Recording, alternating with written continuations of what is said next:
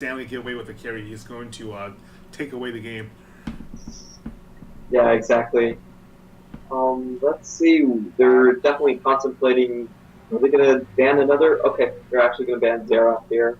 Yeah, Zerbat against Toys, who's traditionally done best on long range control champions like Zerath and like Oriana, especially Yeah, as exactly. Oriana. In fact, I blame Toys for making Taiwan mid laners play monthly but Oriana for a year afterwards. Yeah, Oriana has been the primary control mage for a very long time in the meta, Yeah. and it still is so today.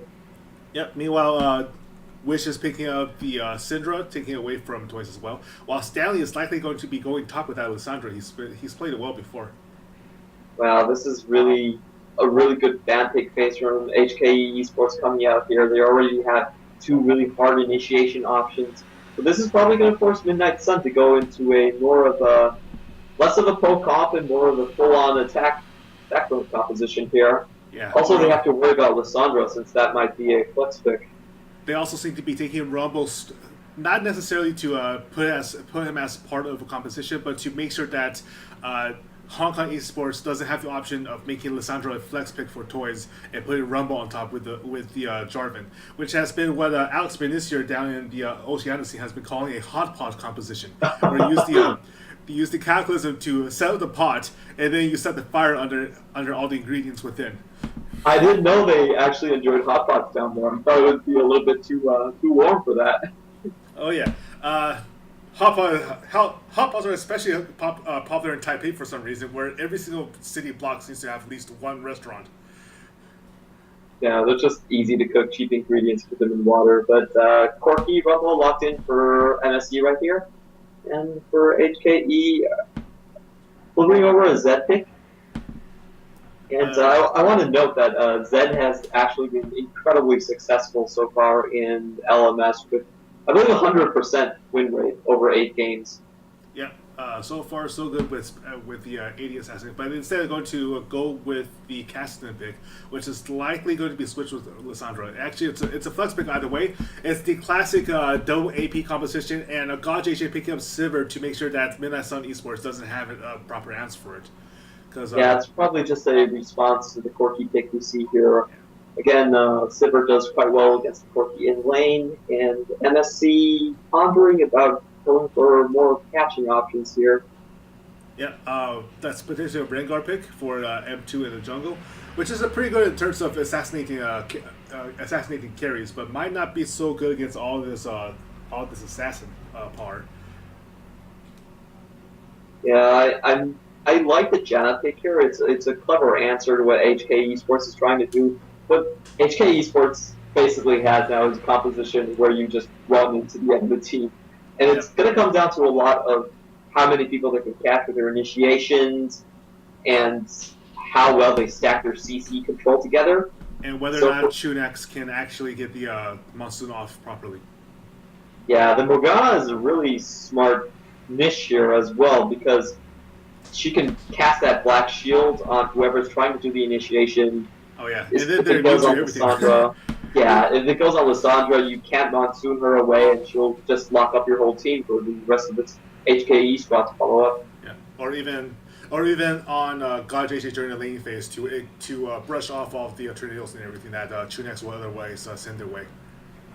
Yeah, it's going to be a test of their communication though, like who's going to shield first. But the double shield coming out, this lane's going to be incredibly hard to gank and incredibly hard to damage Yep. for NSC. We're actually seeing a lot of the top teams in LMS using the Sivir Morgana dual shield bottling compositions just to deter any of the aggression that might otherwise come their way. Now, Sivir's short range does make her a bit of a risky ADC. Corky's overall zone of control, I believe, is going to be really hard to deal with later on during the mid game. Yeah, exactly. So we see, I'd say, more of a catching potential team coming up from MSC. They have the potential of a long-range stun from Syndra. They have the Rengar who can put a lot of pressure, hopefully get a couple good ganks off. And then for their bot lane, we see Corky and Janna. Janna for a bit more of that mobility and possible disengage with the Lissandra. Jarvan Core coming in. Now, Um, you mentioned earlier that the bot lane for Hong Kong esports is going to be really heavily dependent on on the team communication. Do you think that may be a problem with Ole not speaking any Mandarin?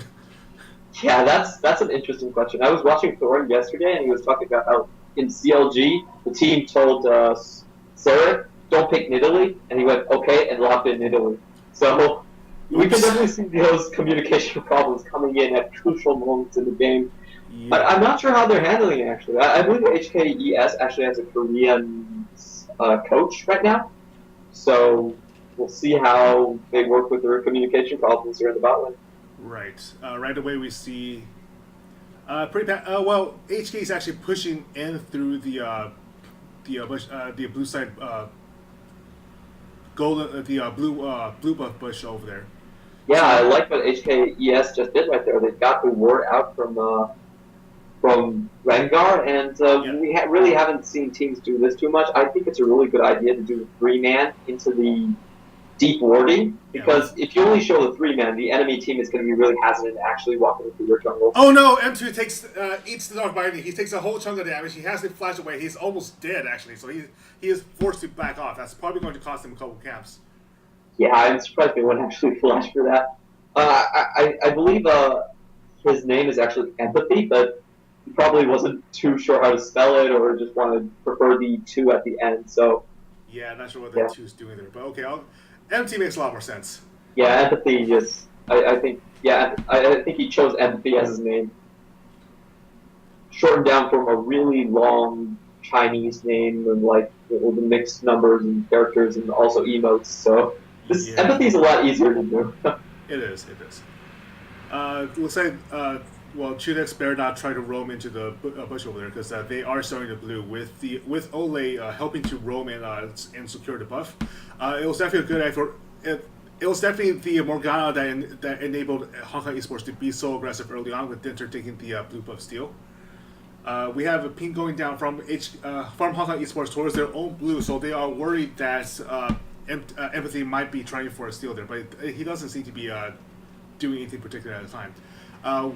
We do see that both teams have sent both of their dual laners to the top lane, possibly from Hong Kong, from MSC trying to catch God JJ out. Yeah, I actually feel like Morgana probably has a more dangerous lane for Janna here. Like, Janna cannot actually do much about it. She can use auto attack trades, but if any ganks come in, it's going to be really dangerous for them. And we see the early level 2 here. Yep, early level 2 for Hong Kong esports, so their dual laners are definitely having the advantage on top. Meanwhile, Rumble is pushing out harder than Stanley can deal with right now. Stanley's only at 3 CS to Lafes's 9 so far. Yeah, and we can see that Rengar isn't trying to recover from the early loss of his blue buff. He's just going to finish up his lower half of his red side jungle and go for the Socrates play. Do you think that might have been mistaken his judgment? Because taking the enemy blue buff in response might have equalized some of the problem he faced. Well, equalized against losing the flash early. yeah, the problem really is that Rengar's first clear is incredibly bad. If you actually start on the Grom side, just because Grom does so much damage right now, you're actually going to end up with around 50 HP Oh, finishing your first clear. sucks. So I think that might be the reason why he's like, nah, I'm just going to let you have the buff. Yeah, that makes perfect sense. We see God JJ spell shooting away the tornado, so nope, can't chase him off. Meanwhile, Tor has taken a whole bunch of damage, so he's not able to stay in lane for very long. Lafes might be in trouble as Dinter goes in for potential gank, and Stanley is in position to help. So with the he's overheated. He can't use his scrap shield. He's taking a whole bunch of damage, and Dinter has not used his knockup yet. So there is the kill. Stanley I with have to first give blood. props to Dinter there for just holding on to his EQ combo for so long. Yeah. And, Honestly, I think Dinter's a lot better now than he was previously. I really hated how his jungle was back in TPA. Yeah, actually, a lot of people don't know, but Dinter is one of the few Taiwanese players to actually make Challenger with his Jarvan. Nice. Yeah, I've heard that he's actually incredibly scary in scrims, but some of his nerves issues have prevented him from really taking up shape. And a Well, little history for you. yeah, yeah. Yeah. No, go ahead, go ahead. Oh, okay. Let's just watch this play a little. Looks like HKES just got the upper hand here. Yeah, I think they're doing doing quite fine. They are like Gaje is already 10 CS up. Gaje used to be really well known for his Twitch, but frankly, he's been pretty flexible pick these days. I am looking forward to 18 any words I've ever said against Dinter. Like if he can actually do well on Hong Kong esports with these old season 2 veterans, then that's great for him. I'm looking forward to that. I love being proven wrong. Uh-oh. Empathy is being caught out by Stanley and Dinter, though. Dinter flashes and for the easy kill on him. Yeah, Stanley just warps away with as the first sign of trouble. Loft S is now left alone with Lissandra coming in for potential gank. If all Lissandra, he gets the second knockup. Flash in from Toys. He misses his Q though, so Loft S is trying. Oh no, he gets. No, he's still getting. No. Finish off the kill. Okay. Okay, finish off. Roots it down by Toys, and Toys picks up the kill for him. So again, that was a great play there from Dinter, just catching the 2-man in the EQ combo, holding onto his Darker Blade, and then we see Toys roaming down at the perfect time. This is a great rotation from Ole to pick up the experience right here. So I guess. Yeah, the problem. Yeah.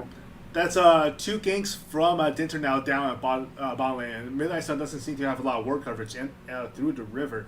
Do you think that they might be underestimating his impact? Yeah, right there the problem was Rengar wasn't sensitive enough to vision. Like, you see MSC pinging right here that they actually know where they were spotted. The pink ward was down there on the right side of mid lane there already, and then caught the Rengar, and that led up to the pincer from Stanley and Dinter, which cost them another 2 kills right there. Yep. Stanley's only 10 on CS, but he's already 2 kills. And wow, Wish is blowing up. That's a whole lot of damage. No, he's still alive. He's walking away, but Ole finishes them off for Toys. Empathy is now finishing off Toys for himself. Dinter can't quite finish the job on Chunex or Empathy. Yeah, well, even though it was a 1-for-1, still, like, MSC was forced to spend 4 summoners, while I believe HKES actually did not spend 2 from Ole right there. Yeah, Ole's being really aggressive, harassing Loft as much as possible while buying JJ time to farm. But Dinter's in position. That might be troublesome. Hong Kong Esports is pushing hard. Chunex spots Dinter out in the push, so Ole knows to Ole can't help me out anymore, and Lofest knows to back off. Dinter is slowly running out of mana. He has to get out there pretty quickly. Yeah, has to be really careful. This Rumble is almost hitting 6. Yeah. Could turn that fight around if he does get the equalizer. One equalizer can turn any fight around. That's it's truth in advertising.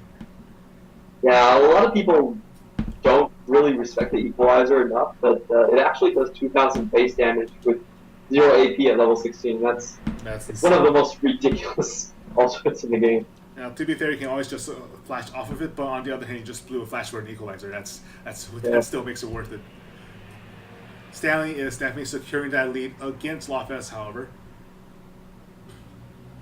In fact, he is pushing on the turret. Toys is farming. He's keeping equal with Wish, which makes sense. I don't think. What do you think? Usually, Syndra is known as a bit of a lane bully, but Lissandra's passive especially makes it so that she has an unusual amount of sustain for her kid.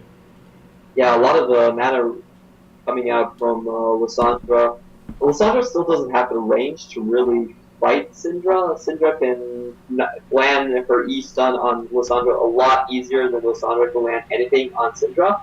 But on the flip side, Syndra is a lot more susceptible to ganks. The Lissandra Ice Claw coming in will just easily free Syndra up, and it's really easy for Dinter or maybe even Ole to pick up a kill here. Yep. Gaje taking a lot of damage for Tor, but Ole is going in with his ult with the spell shield on. Toys is in position. Tor is forced to go around the tri-bush. Toys is instead trying to chase down Chunex under the turret. Unfortunately, Chunex does take the boomerang and is giving the kill to Ole, actually, who gets the last auto attack in. Yeah, I think she might have... No, she didn't use her Tormented Soil, actually. It's probably just an auto attack. Yeah. That could have been a lot worse for NSC actually. They